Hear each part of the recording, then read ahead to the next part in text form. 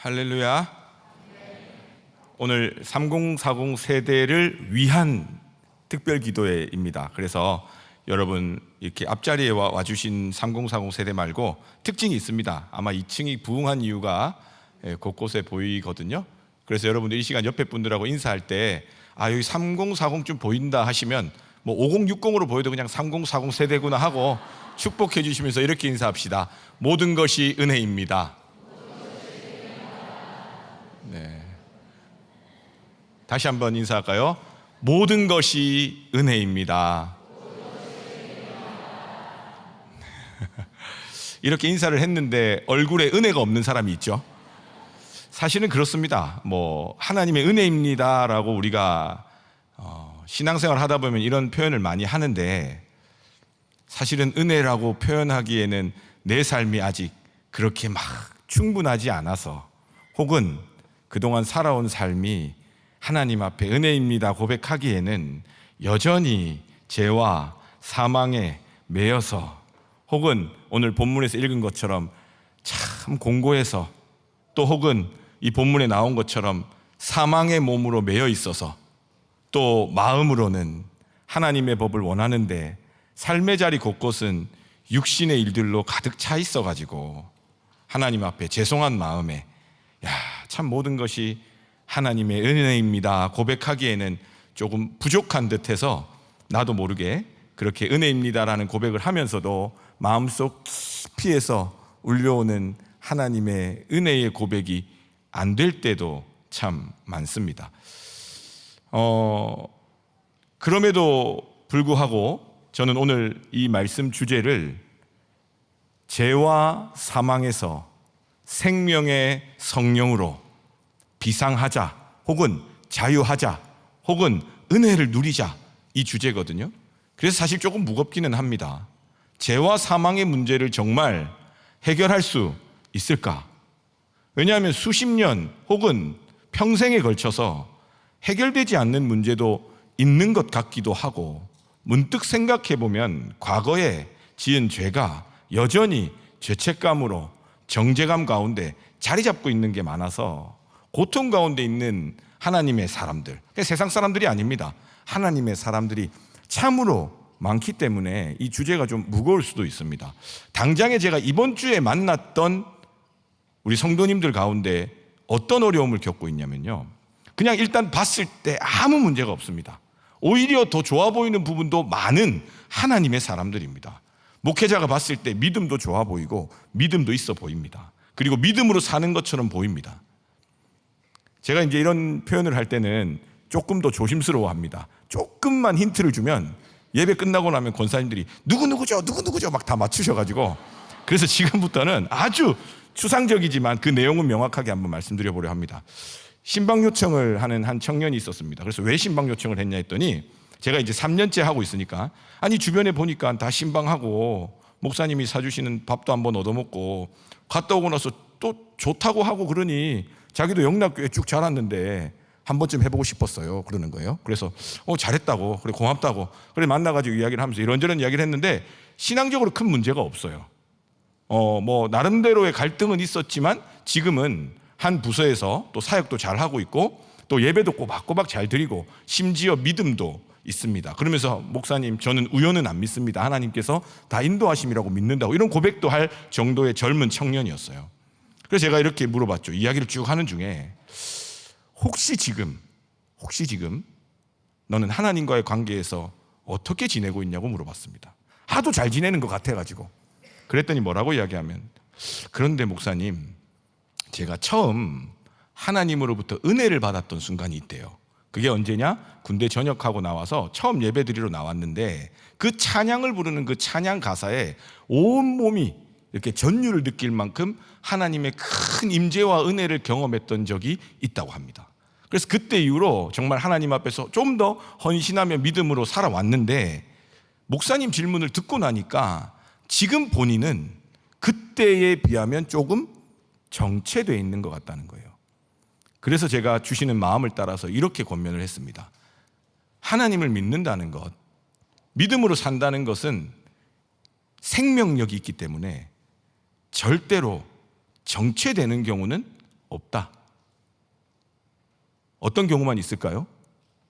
생명의 능력으로 살아가는, 자라나는, 성숙하는, 깊어지는, 넓어지는 그런 은혜가 있거나 아니면 여러 가지 이유로 시들어가고 있고 죽어가는 믿음의 여정만 있을 뿐 정체되어 있는 것은 믿음의 특성이 될 수 없다라고 이야기를 했습니다. 그랬더니 목사님 듣고 보니까 내 믿음이, 내 신앙이 조금 죽어가고 있는 것 같은데 오랫동안 몰랐던 것 같습니다. 이렇게 이야기를 하는 거예요. 그러면서 본인이 지금 나름대로 진로나 해나가야 될 일들 가운데서도 좀 막막하고 답답한 일들이 있고 여러 가지 복잡한 일들이 누구나 왜 없겠어요. 그런 일들 속에서 제가 하나님을 좀 더 의지하고 믿고 나아가기보다는 조금 정체된 것 같습니다. 이렇게 이야기를 하는 거예요. 사실 저는 한 주 한 주 살아갈 때에 주일날 이제 청년들하고 설교를 해야 되고 수요일날 또 기도에 우리 청년들하고도 나눠야 되고 또 우리 3040 세대랑 리더 모임도 해야 되고 이런 말씀을 나눌 기회가 많기 때문에 제가 인위적으로 말씀을 막 정하는 것이 쉽지 않아서 매주 하나님께서 정해놓은 그런 교재라든지 어떤 중요한 기준을 가지고 월요일부터 말씀을 마음에 하나씩 꼭 품습니다. 그리고 이렇게 3040 연합 기도회나 또 아니면 예배의 자리가 여러 군데 있을 때는 혹은 2개 혹은 3개 정도의 본문을 마음에 품고 그걸 창으로 생각을 해서 세상을 바라보고 기도하면서 사역을 합니다. 그래서 이날 이 지난주에 만났던 이 청년에게는 이 3040 연합 기도회 설교를 준비하다가 나갔기 때문에 이 말씀을 좀 나누고 싶었습니다. 그러면서 로마서 7장 24절 부분을 이야기한 거죠. 오호라 나는 곤고한 자로다. 이 사망의 몸에서 누가 나를 건져내랴. 이 본문이 마치 오늘 지금 너가 이야기하는 이 곤고함에 해당되는 것 같은데 어떠냐고 물어보니까 그렇다는 거예요. 그러면서 마음으로는 믿음이 있지만 삶에서는 육신의 법으로, 죽음의 법으로, 사망의 법으로 거기에 매여서 살아가느라 믿음이 정체된 것처럼 표현했지만 사실은 믿음이 시들어가고 죽어가고 있는 것을, 그 생명력을 잃어가고 있는 것을 깨닫게 된다는 거예요. 그래서 제가 그 뒤에 구절이죠, 로마서 8장 1절 2절 말씀을 읽어줬습니다. 같이 한번 읽어볼까요? 오늘 로마서 8장 1절 2절 한 두세 번 읽게 될 텐데 같이 한번 읽어보겠습니다. 시작. 그러므로 이제 그리스도 예수 안에 있는 자에게는 결코 정죄함이 없나니 이는 그리스도 예수 안에 있는 생명의 성령의 법이 죄와 사망의 법에서 너를 해방하였음이라. 아멘. 이 말씀을 딱 읽어주면서 더 이상 곤고한 인생이 아니라 정말 그리스도 예수 안에 있는 사람은 죄와 사망의 문제, 육신의 문제, 먹고 사는 문제, 그 모든 것에서 자유케 하시는 하나님의 구원의 은혜를 생명의 성령의 법으로 우리는 발견하게 되고 누리게 될 것이라고 이야기를 했어요. 그랬더니 이 청년이 갑자기 깜짝 놀라는 거예요. 그런데 저도 사실 깜짝 놀랐어요. 제가 왜냐하면 8장 1절 2절을 이렇게 읽어주려고 읽고 있는데 세상에 30대 전후로 된 청년이 로마서 8장 1, 2절을 암기하고 있는 거예요. 제가 말하는데 먼저 한 템포 앞장서서 이야기하는 거예요. 뭐 예를 들면 죄와 사망에서 하면 뒤에 생명의 성령이 막 입으로 우물우물 하는 거예요. 그건 뭐예요? 목사님 저 알고 있어요 이거잖아요. 근데 제가 너무 놀랐습니다. 이거 어떻게 알았지? 내 기밀이 누출됐나? 그런데 알고 봤더니 이 청년이 깜짝 놀라면서 목사님 제가 그때 처음 하나님 만났던 그 예배 때, 그 예배 때마다 선포했던 말씀이 로마서 8장 1절 2절 그걸 몇 년간 늘 예배 때마다 은혜 받을 때마다 그 말씀이 자신의 마음에 선포되었다는 거예요. 그런데 오랫동안 잊고 지냈는데 오늘 목사님이 딱 이야기해 주시니까 자기도 모르게 이 말씀이 외워졌더라는 거죠. 우연인 것 같지만 그 청년은 처음부터 뭐라고 고백했냐?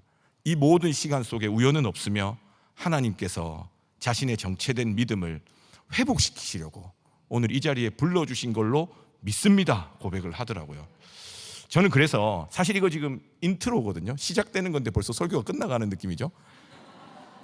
이 은혜 덕분에 이 청년뿐만이 아닙니다. 어제 그리고 오늘도 만났던 하나님의 사람들이 이 과거의 죄와 죄책감과 그로 인해 현재 겪고 있는 어려움이 엮여가지고 하나님이 나를 사랑하지 않는 것 같다고, 그 정죄감에 그 죄와 사망에 묶인 채로 찾아오셔서 삶을 나누는데요.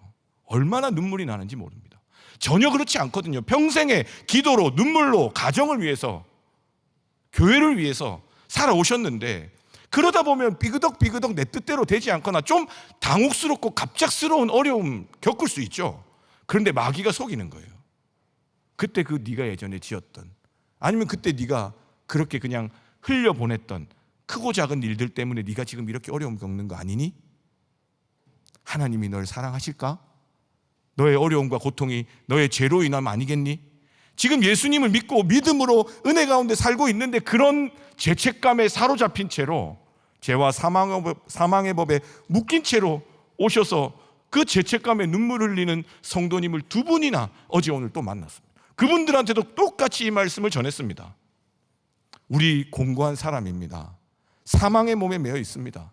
그러나 그리스도 예수 안에 있는 자에게는 정죄함이 없습니다. 죄와 사망의 법에서 우리를 해방시켜 주신 생명의 성령 하나님께서 오늘도 우리와 함께 하십니다. 그 고백이 또 우리 성도님들로 하여금 자유함을, 또 눈물로 같이 울 수밖에 없는 그 은혜의 시간을 우리 가운데 허락하셨다라는 거죠. 그래서 저는 믿기는 오늘 이 말씀 전해지고 예배 드려지고 기도 지는 이 모든 시간들 속에 이미 시작하신 하나님의 은혜가 오늘 제가 말씀을 전하기 전에 먼저 저에게 주셨던 하나님의 명확한 메시지처럼 우리의 곤고하고 우리의 사망의 몸에 매여서 우리의 먹고 사는, 죽고 사는 그런 죄와 사망의 문제들, 또 여전히 끊어지지 않는 반복되는 죄와, 또 내가 남한테 드러날까봐, 혹시 알게 될까봐 말할 수 없이 감춰둔 수치심도 오늘 생명의 성령 하나님께서 간절히 주님의 이름을 부르고 찾는 자들에게 완전한 자유의 은혜로 우리를 새롭게 하실 줄로 믿습니다. 이렇게 이야기하고 보니까 한 명이 빠졌었네요. 또 젊은 남자 청년이, 아주 느낌 좋은 청년이 기도회 끝나고 베다니 광장에서 지나가는데, 아니 은혜 잘 받고는 갑자기 저를 따로 불러 세워놓고는, 목사님, 하나님이 저를 사랑하지 않는 것 같습니다라는 거예요. 아니 방금 뜨겁게 기도하는 거 제가 확인했거든요. 그리고 굉장히 바쁜 중에 또 끝나고 왔단 말이에요. 밤 9시에.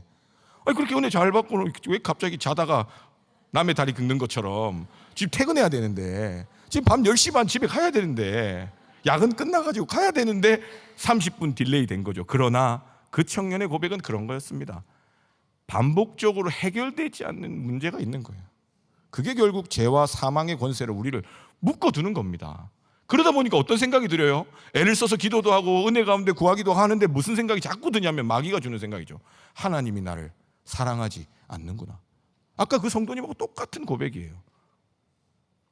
간절히 축복하기는 오늘 이 시간 함께 예배드리시는 하나님의 사람 중에 반복적인 죄, 해결되지 않는 죄, 그 다음에 과거에 있었던 그 죄책감과 트라우마, 그리고 나의 실수와 연약함으로 내 삶에 여전히 영향을 주는 어떠함이 혹 스스로가 그렇게 정죄감으로 여겨져서 해방받지 못하고 문득문득 생각나는 눈물의 골짜기, 그 사망의 음침한 길을 가고 계시다면 오늘 살아계신 하나님께서 그 사망과 죄에서부터 자유케 하시려고 생명의 성령의 능력으로 오늘 우리를 불러주시고 임하여 말씀하시고 치유하실 줄로 믿습니다.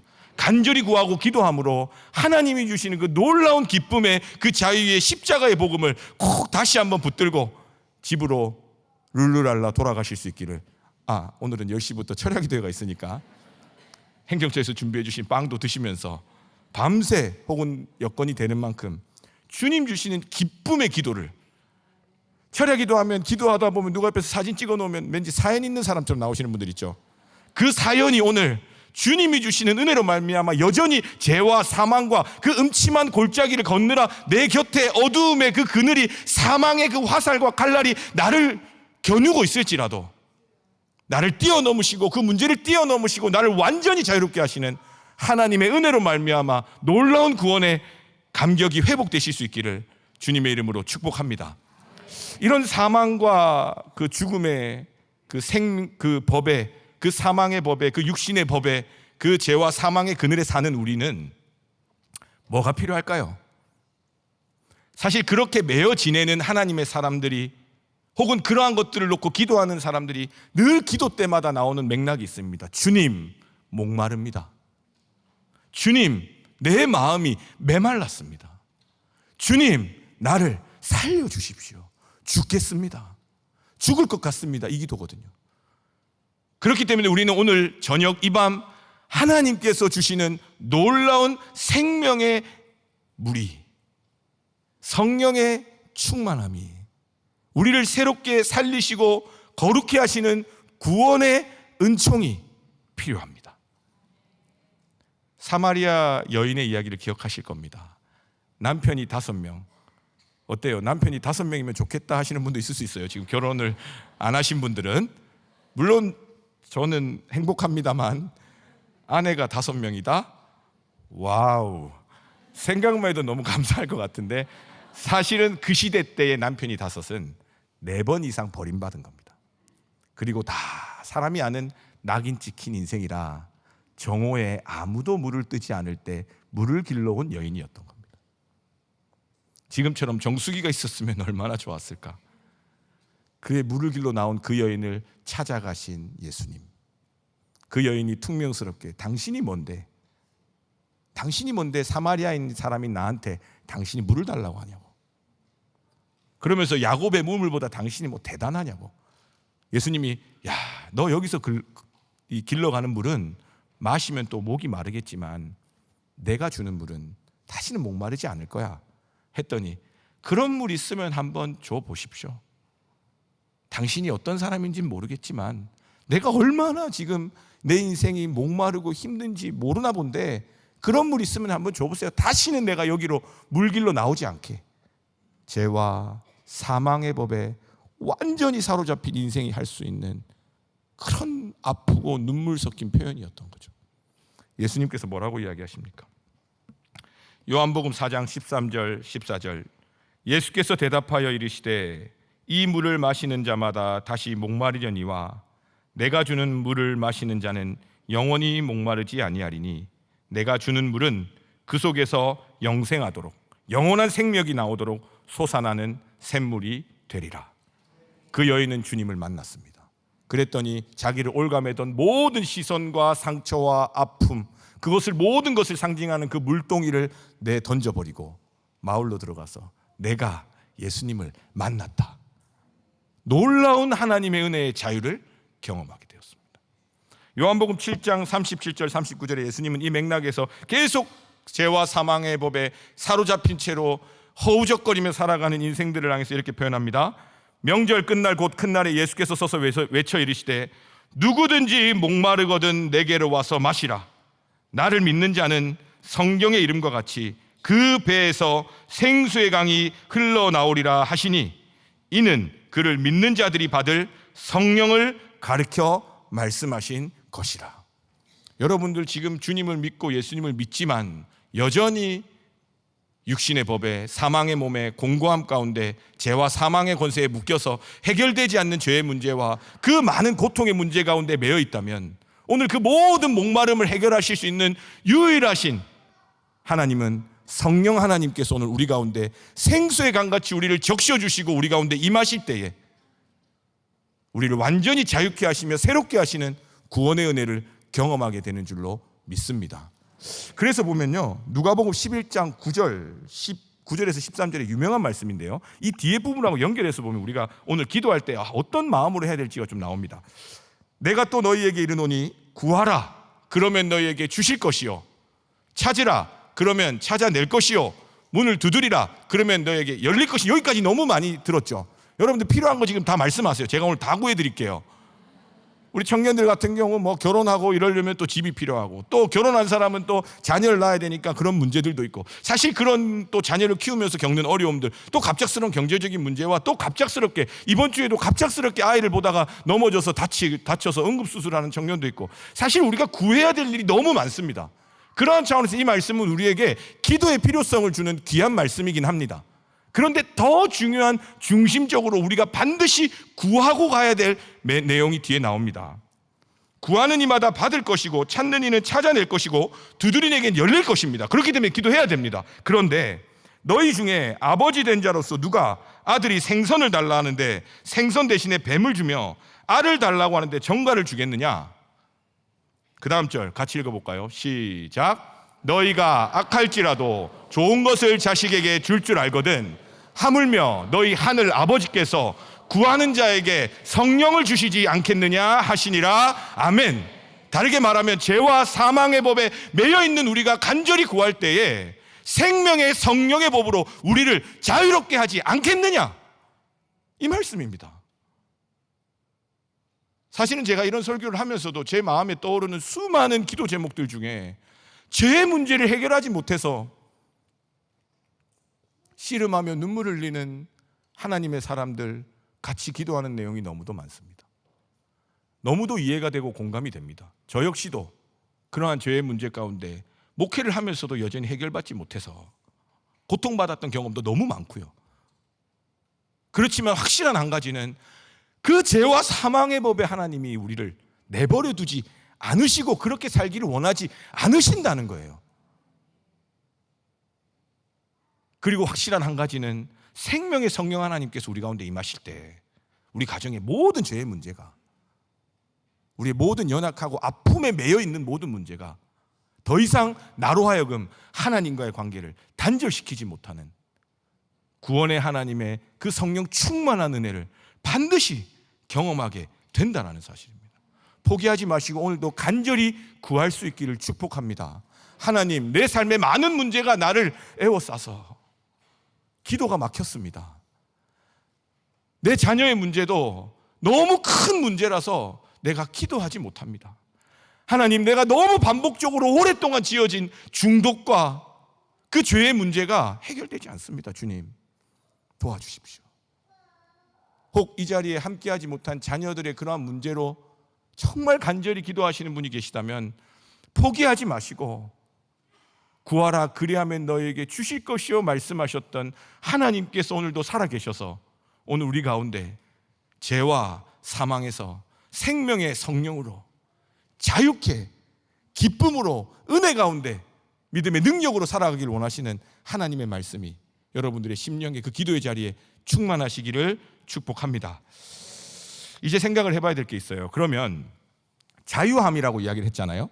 진리를 알지니 진리가 너희를 자유롭게 하리라. 예수 그리스도의 이름을 붙들면 우리 가운데 오신 참 자유가 모든 문제로부터 자유롭게 한다 했을 때에 우리가 잊지 말아야 될 한 가지, 자유한다 하는 거는 요즘 우리 젊은 부부들은요, 이제 자녀를 출산하고 나면 엄청 고통스럽습니다.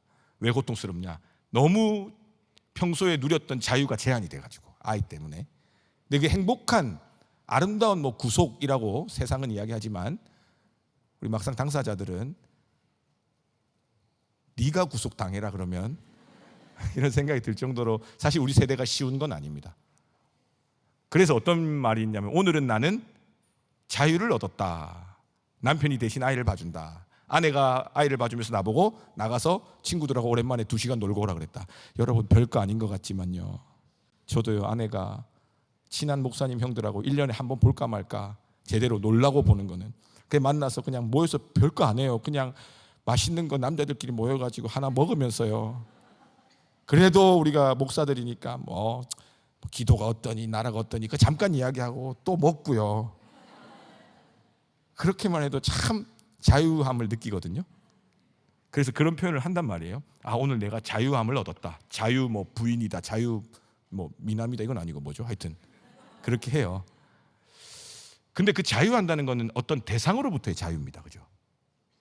그러면 오늘 생명의 성령의 법이 우리를 해방시키시고 자유시키신다는 것은 여전히 우리가 아직 살아가는 인생에는 죄와 사망의 문제가 우리의 삶에 있을 수 있다는 겁니다. 우리가 참 자유를 누린다는 것은 내가 고민하는 문제가 다 해결되는 것이 아니라 그 문제 너머에 계시는 하나님을 온전히 신뢰함으로 그 문제가 더 이상 나를 구속시키지 못하는 겁니다. 왜냐하면 이 은혜를 우리가 깨달아야 되는 이유는 제가 이제 청년부부터 3040 쭉 만나고 또 이번에는 하나님의 은혜로 교구까지 지금 같이 하고 있지 않겠습니까? 그러면 오늘 아침에 만난 우리 은퇴 권사님들이나 권사님들까지 기도 제목을 쫙 나열해 보면요, 끝이 없습니다. 어떻게 되는 거냐면요. 설명해 드릴게요. 굉장히 간단합니다. 이전 교회에 설명을 해 드릴게요. 이번 우리 교회 설명하면 또 권사님들 눈치채가지고 또 누구 아들이 힘들다더라 이러실 거니까 그건 또 시험 들으니까 안 되고. 이전 교회에 서울대를 나온 똑똑한 친구가 있었어요. 교육학과를 나왔대요. 그래가지고 이거 임용고시를 보는데 5년째 낙방하고 있답니다. 이유는 간단합니다. 밤마다 술을 퍼마시니까. 이유는 간단합니다. 모르겠어요. 술을 먹으면서도 공부 잘하는 친구가 있을 수 있겠죠. 근데 그 친구는 술을 많이 마시고 교회 안 나오고 이제 신앙이 없고 그러면서도 공부를 잘할 수 있는데 이제 그것까지 안 되니까 엄마가 너무 속상한 거예요. 서울대를 간 자랑스러운 아들인데 지금 5년째 임용고시로 안 되는 거예요. 그래가지고 그 어머니하고 저 작전을 짜가지고 일단 집에 TV에다가 제 설교 영상을 막 틀어놓으시라고. 그래서 저를 익숙하게 만든 다음에 제가 전화를 하는 거예요. 이게 굉장한 전략입니다. 생판 모르는 사람이 전화하면요 듣지도 않아요. 이거 영업 비밀인데.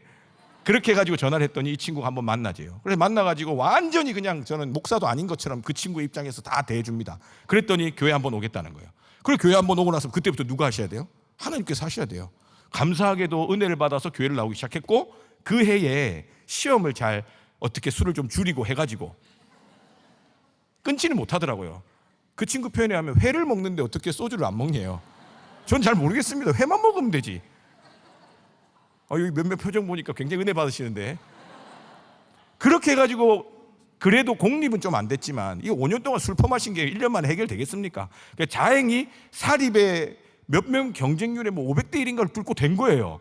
되고 나면 진짜로 믿음으로 더 열심히 살겠다고 그때는 하나님 그런 기도 들어주시잖아요. 그래 된 거예요. 되고 나서 그 청년은 너무 행복하게 신앙생활 잘하는데 아니 어머님이 시험이 드셨어. 왠지 아세요? 한 두세 달 정도 너무 기뻐가지고 저한테 상품권 20만 원도 주시고 할렐루야. 그래 상품권도 주시고 너무 기쁜가 보다. 그래가지고 그걸로 이제 이마트 가서 장도 보고 너무 행복하게 지내는데 세상에 두 달 정도 지나니까 목사님 너무 좋은 분이시거든요. 진짜 너무 좋은 분이세요. 목사님 왜 근심하고 있냐고. 또 다른 또 자녀가 또 술 퍼먹고 있나 싶어가지고 목사님 우리 아들이 이제는 좀 교사를 했으면 좋겠대요. 그 아들이 교회 나오는 거 은혜 받고 주님 만나서 취직한 걸로는 이제는 부족해서 그 다음 교사. 아마 이제 교사가 되고 그쯤에 제가 사임을 했으니까 교사가 되면 그 다음 뭐예요? 이제는 뭐 직분을 맡았으면 좋겠고 뭐 점점 올라갈 거 아닙니까? 그러면 결혼 안 했으니까 결혼할 때 또 며느리가 또 뭐 어떤 기준이 있을 거고 이런 게 끝이 없는 게 그게 잘못됐다는 거 아닙니다. 저도 지금 우리 아들 10살짜리 초등학생을 위해서 기도할 때 바라는 일이 사실은 뭐 되게 거룩한 거 없습니다. 건강하고 좀 공부도 좀 잘했으면 좋겠고 또 좀 축구도 좀 잘했으면 좋겠고 뭐 그런 거 있잖아요. 막 찬양팀 앞에서 이렇게 하면 좀 더 잘했으면 좋겠는데 이번에 온 가족 찬양 대회 할 때 앞에 서가지고 여기 있었는데 지휘자는 안 쳐다보고 자꾸 친구들하고 쳐다보면서 찬양을 하길래 야 쟤는 참 날 닮았구나. 똑같죠. 그런 마음이 잘못됐다는 게 아니라 그 마음이 한계가 있다는 걸 우리가 알고서 살아야 돼요. 그건 결국 다 육신의 일이고 결국엔 거기에 매이게 되면 죄와 사망의 문제가 돼서 우리를 올가맵니다. 끝이 없습니다, 여러분. 오늘도 뭐 자녀의 어떤 문제, 저런 문제지만 사실은 그 문제보다 더 중요한 것은 그 가정에 죄와 사망의 권세에 매여 있는 모든 문제로부터 자유케 하시는 성령 하나님의 임재가 그 부모와 자녀 가운데 믿음의 고백으로 있는 그 가정은요, 어떠한 어려움, 심지어 사망의 음침한 골짜기로 다닐지라도 해를 두려워하지 않는 겁니다. 왜요? 자유하니까. 하나님이 나를 이끌어 주시고 지키시고 보호하시는 거 아니까. 시편 23편 우리가 너무 좋아하는 말씀을 오늘 이 관점에서 읽어볼게요. 여호와는 나의 목자시니 내게 부족함이 없으리로다. 왜 부족함이 없어요? 부족함이 있잖아요, 여러분. 근데 생명의 성령의 법으로 자유케 하시는 성령 충만한 믿음의 사람들은요, 조금 부족해도 그건 부족한 게 아닙니다. 왜요? 하나님의 은혜가 있으니까. 하나님의 은혜가 있으니까. 거기서부터 주시는 참 자유가 있으니까. 그럼 뒤에 보세요.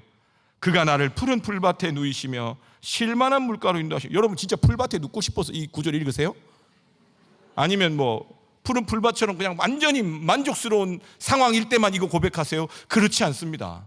그가 나를 푸른 풀밭에 누이시며 쉴만한 물가로 인도하시는도다. 내 영혼을 소생시키시고 자기 이름을 위하여 의의 길로 인도하시는도다.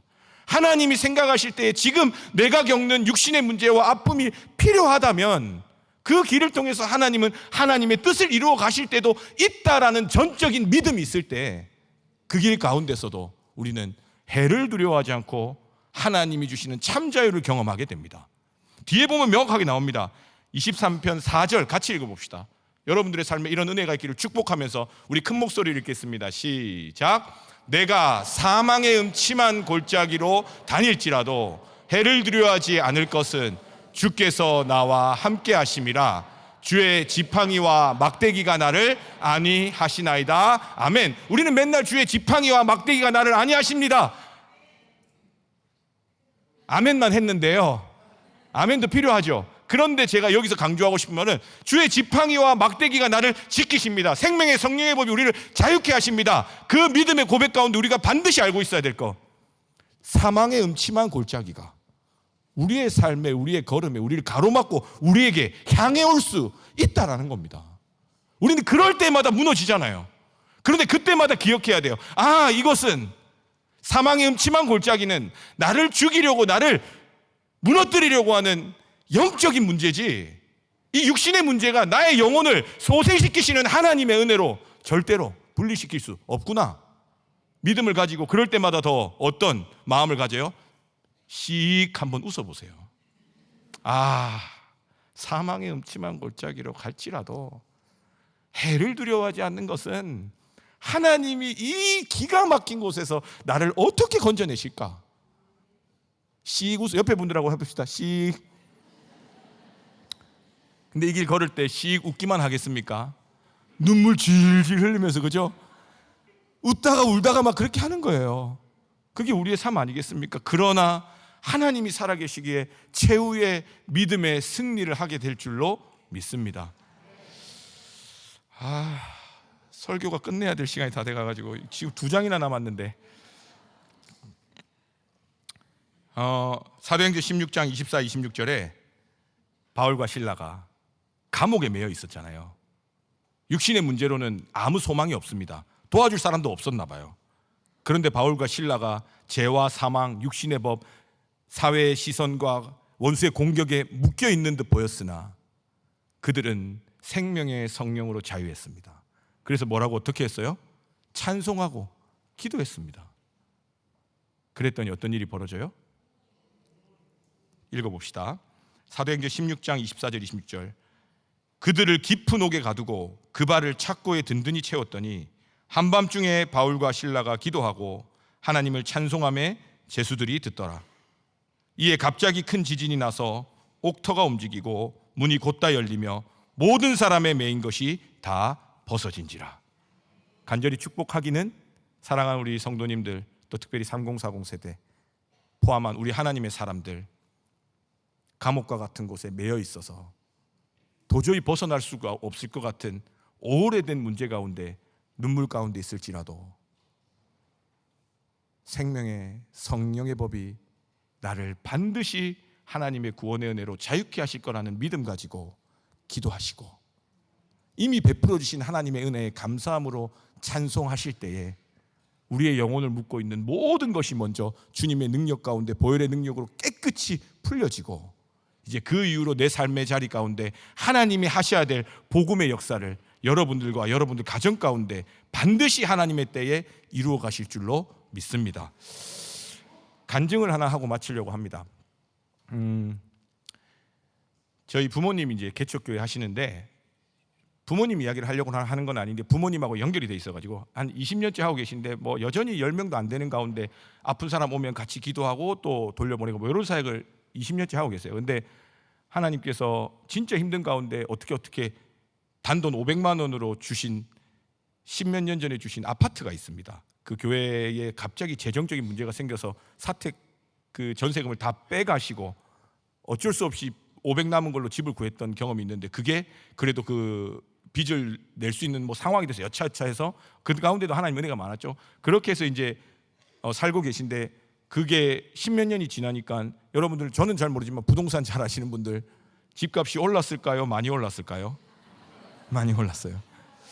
자녀가 되니까 평생에 부모님한테 받은 게 별로 없다고 생각하는 철없는 자녀라 이참에 요거 좀 잘만 하면 나한테도 한 500만 원이라도 주실라나 이런 생각을 종종 했었습니다.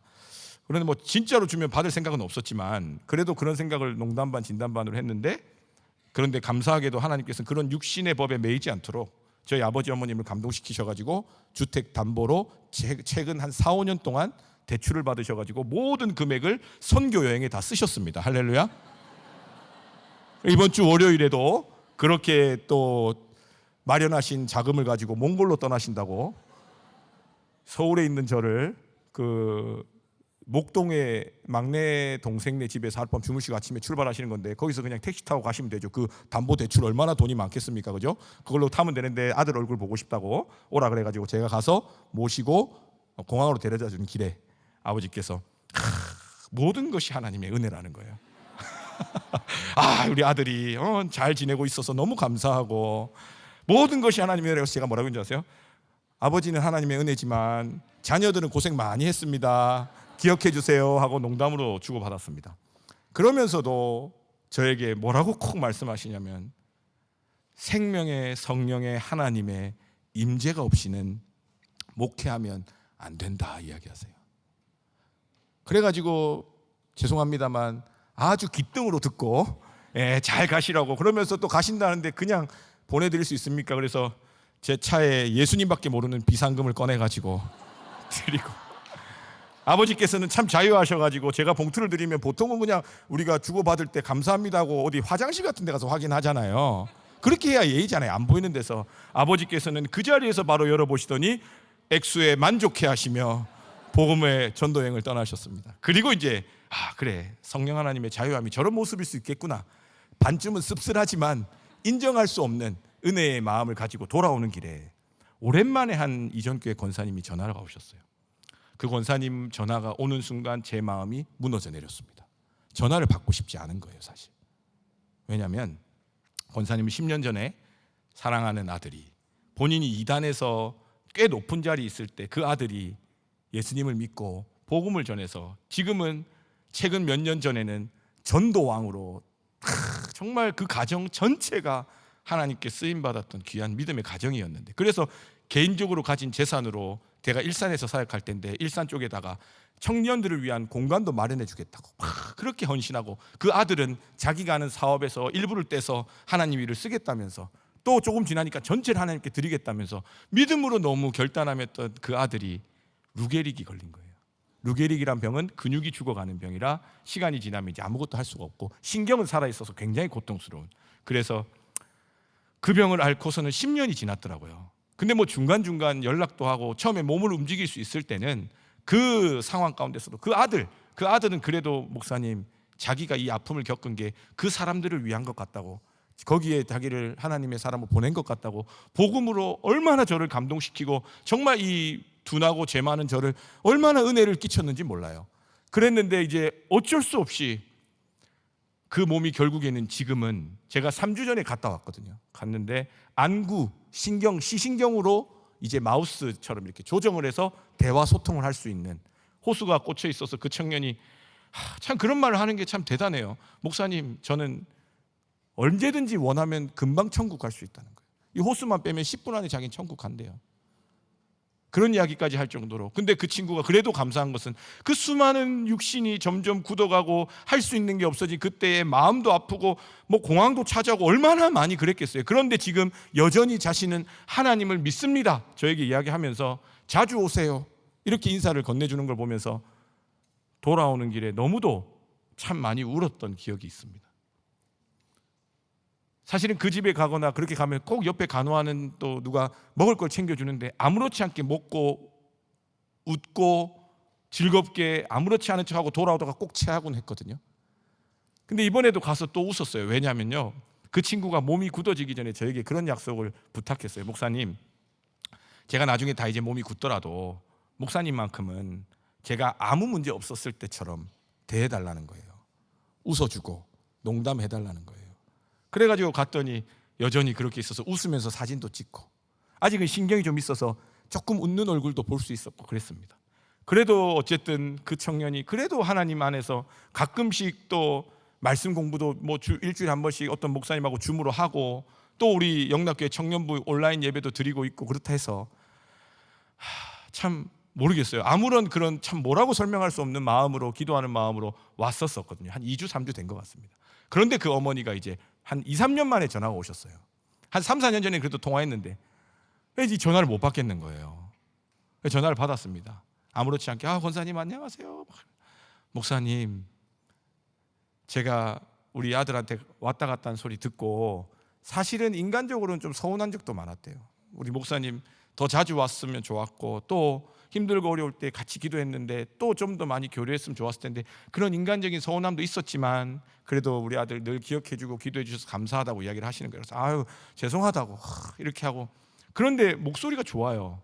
그래가지고 권사님 어떻게 지내세요 했더니, 목사님 제가 사실은 지난번에 간병하던 사람이 어디 가게 돼서 우연히 아들하고 둘이 지난주 청년부 예배를 드렸는데 그 내용이 뭐였냐면요, 에스더 이야기를 했습니다.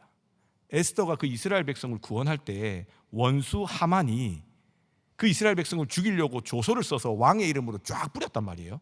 근데 에스더가 목숨을 걸고 죽으면 죽으리다 왕 앞에 나아갔을 때에 왕이 그 하만을 다 처단하고 대적을 처단하고 이스라엘 백성을 구원하시는 그 구원의 길을 여실 때에 우리의 생각과는 정반대로 여전히 죽어버린 그 원수의 조서, 이스라엘 백성을 멸망시키기로 명령된 그 명령이 여전히 유효했다는 거예요. 그런데도 불구하고 그 유효한 가운데 하나님께서는 모르드게를 통해서, 그 에스더의 사촌을 통해서 이스라엘 백성을 구원하는 조서를 그 위에 덮으신 거죠. 왕의 조서는 처리할 수 없기 때문에. 그래서 그 조서가 잘 전해지지 않으면 다 죽을 수 있는 위기가 여전히 있는 거예요. 그런데 하나님께서는 어떤 기적을 일으켰어요? 단순히 원수가 없어지는 게 아니라 전 민족으로 하여금 이스라엘 민족이 영광받고 그 왕으로부터 칭송받는 하나님의 민족으로 누구도 건드릴 수 없는 놀라운 구원의 방식을 이루시면서 그 백성들에게는 어떤 일까지 벌어졌냐면, 이스라엘 사람이 아닌 사람들도 워낙 이스라엘 백성이 칭송을 받으니까 너도 나도 이스라엘 백성 되고 싶어 했다, 이런 이야기가 정해질 만큼. 그러면서 핵심은 이거였습니다. 문제가 없는 게 다행이 아니라 문제가 없기 때문에 기도할 일이 없는 게 더 문제라는 거예요. 반대로 문제가 있어서 기도할 수밖에 없고 평생에 그 문제를 갖고 씨름할 수밖에 없는 눈물의 자리일지라도 그곳은 하나님의 은혜가 흘러넘치는, 자유케 하시는 놀라운 하나님의 나라일 수 있다는 이 설교였던 거예요. 근데 제가 이 설교를 만약에 그 권사님 앞에 대놓고 하라 했으면 못했겠죠.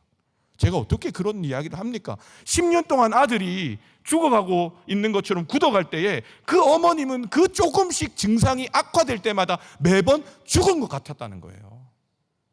그래서 얼마나 노력하셨는지 몰라요. 치료하려고 온갖 방법을 다 동하고, 또 어떨 때는 하나님이 고쳐주신다고 막 믿음으로 선포하기도 하고, 그 세월이 10년. 근데 전화 오셔서, 목사님, 그 설교를 듣고 난 이후에 본인의 마음에 은혜가 회복됐다는 거예요. 그리고 돌아보니까 그 아들이 루게릭 환우 치고는 너무 마음이 단단하더라는 거예요. 아무렇지 않게 오히려 저한테 그랬다니까요. 목사님, 이거 생각보다 할만하고요, 그 다음에 요즘 이게 다 좋아져서 괜찮습니다라고 이야기하는데 막 속으로 눈물을 얼마나 삼켰는지 몰라요. 괜찮대요. 다 할 수 있대요. 오히려 막 그러면서 요즘 보는 예능 이야기도 하고, 그 다음 저한테 이런 말도 하더라고요. 목사님, 폭삭 소가수다 봤어요? 이러더라고요. 저 못 봤거든요. 얼마나 한탄이 되는지 내가 그걸 봤어야 되는데. 그런 모습이 그 권사님께서 너무 고맙고 너무 감사하고, 또 그런 걸 다 이해해 주지 못하고 같이 그냥 더 마음 아파하고 오히려 부정적으로 했던 게 미안하더라는 겁니다. 그러면서 얼마 전에 그 친구가 응급 상황이 돼서 응급실에 갔을 때 그때 이런 마음이 들었대요. 저에게 카톡으로 그 마음을 전해주셨는데, 밤을 응급실에서 보내고 병실로 올라왔는데 여기는 중환자실인데 전쟁터입니다. 전쟁터에 총 맞고 쓰러진 야전장 같습니다. 이곳에서 할 수 있는 건 아무것도 없습니다. 오직 기도와 말씀 밖에는요. 울 수가 없어서 기도하고 말할 수가 없어서 말씀 속으로 들어갈 수 있는 것이 전부입니다. 6인실 병실은 아수라장입니다. 믿지 않거나 믿거나 다 전쟁터입니다. 그 중에 우리 아들이 가장 심했다는 거예요. 온갖 기계들로 둘러싸여서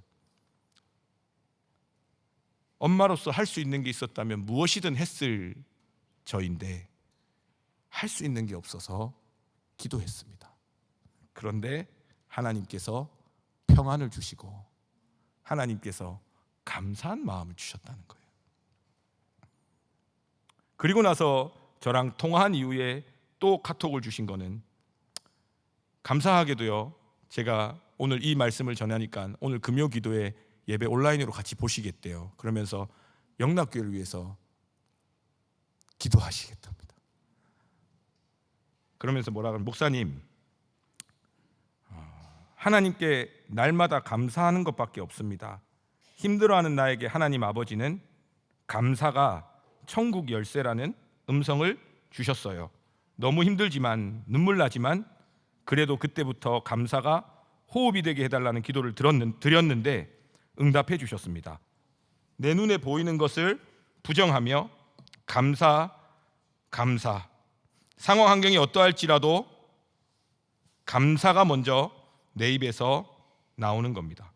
아들한테 미안할 때도 참 많았습니다. 아들은 아파하고 힘들어하는데 엄마는 제정신이 아닌 사람처럼 하나님께 감사합니다 그러고 있으니 말입니다. 그래도 하나님의 은혜로 여기까지 왔습니다. 저는 여기서 뭘 느꼈냐면요, 말로 표현할 수 없는 죄와 사망에 매여 있잖아요. 눈으로 봐도 그렇고. 그런데 더 이상 매여 있지 않는 생명의 성령의 충만한 역사를 느꼈습니다. 그러면서 어떤 생각이 들었냐면요, 주변에 사지 멀쩡하고 정말 아무 문제 없는데요, 저 같은 사람이겠죠, 죄에 매여가지고 육신의 문제에 매여가지고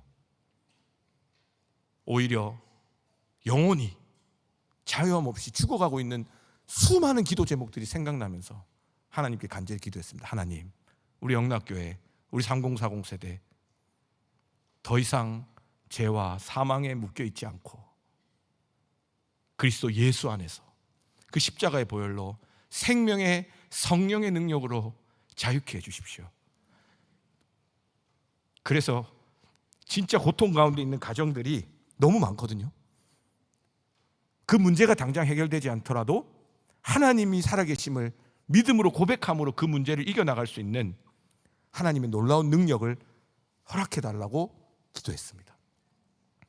간절히 바라기는 오늘 말씀처럼, 오호라 나는 공고한 자로다, 누가 이 사망의 몸에서 나를 구원하랴, 그 탄식을 하나님께서 들으시는 줄로 믿습니다.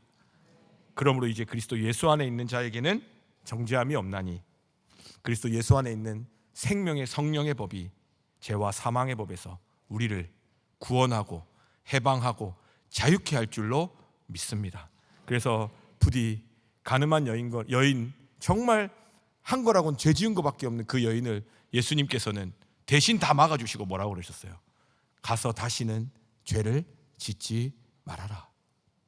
오늘 그 음성에 응답하며, 주님, 나의 모든 죄와 수치를 주님 앞에 내어놓습니다. 성령 하나님, 우리를 새롭게 하여 주셔서 그 은혜의 때가 오늘 이 밤 우리 가운데 임하기를 간절히 축복합니다. 기도하겠습니다. 내 형제들아, 너희가 여러 가지 시험을 당하거든 온전히 기쁘게 여기라. 이는 너희 믿음의 시련이 인내를 만들어내는 줄 너희가 알미라.